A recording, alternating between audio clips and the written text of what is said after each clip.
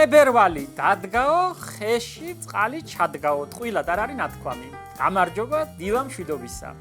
ძალიან მიხარია რომ ჩვენი გადაცემა დაბრუნდა ეთერში.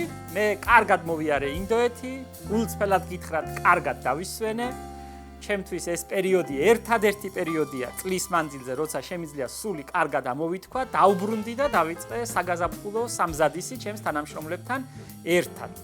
და ის რაც შემიძლია შეგპირდეთ ნამდვილად არის რომ გაზაფხულის ჯერ ადრია, გადაცემისთვისაც ადრია, დასარგავათაც ადრია, დასათესადაც ადრია, მაგრამ გაზაფხულს თქვენთან ერთად მოვიყვანთ და იმ სამუშაოებს, იმ სამზადის, იმ ამბავს, რომელსაც ჩვენ ვაკეთებთ და ვამზადებთ ჩვენს ბაღს 1 მარტისთვის, 1 მარტიდან უკვე სტუმრების მიღებას შევძლებთ, მანამდე სტუმრებს არ მივიღებთ. ამ საგაზაფხულო სამზადისში ვფიქრობ რომ თქვენთვის საინტერესო იქნება შემოიხედოთ, ჩვენთან ერთად იყოთ. ჩვენ უშურველად ისე როგორც აქამდე, მთელი გულწრფელობით გაჩვენებთ ყველაფერს, რას ვაკეთებთ, როგორ ვემზადებით, როგორ მასპინძლობთ ბავშვებს, როგორ ვამზადებთ ახალ მენიუს, როგორი ფუსფუსია და ეს ვფიქრობ რომ კულისებში ადამიანებს ძალიან ესიამოვნება და მოეწონებათ შეხედვა.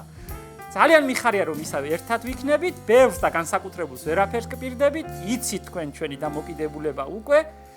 კი ვიცოდი რომ გიყვარდით, კი ვიცოდი რომ პატივს გცემდით, კი ვიცოდი რომ გველოდებოდით და იხაროდათ ჩვენი გადაცემის ნახვა, მაგრამ თუ მართლა ასე იყო საქმე და მართლა ამდენი სიყვარული, მართლა ამდენი წერილი, მართლა ამდენი მოლოდინი, როგორ გწერდნენ, როგორ გვეფერებოდნენ, ეს ძალიან ჩვენთვის ემოციურია, საჭიროა და ძალიან დიდი იმედის და ძალის მომცემია ჩვენთვის. და ძალიან გვიხარია რომ ამდენი გულშემატკივარი დაგვიგროვდა და ისევ ამ სეზონს ერთად გავატარებთ. 15 ივლისამდე თქვენს განკარგულებაში გვიგულეთ, ყველანი მზად არიან, ყველანი მოწოდების სიმაღლეზე დასვენებული, გაათმაგებული ენერგიით და გაათმაგებული ემოციით თავს არ დავზოგავთ და რა გამოვა ერთად ვნახოთ. ძალიან მიხარია რომ ეს დღე დადგა და ისევ დავიწყეთ გადაცემების ჩაწერა. მადლობას გიხდით ერთად ყოფნისთვის და ნახოთ რა გამოგვივა ერთად ვნახოთ. დიდი მადლობა.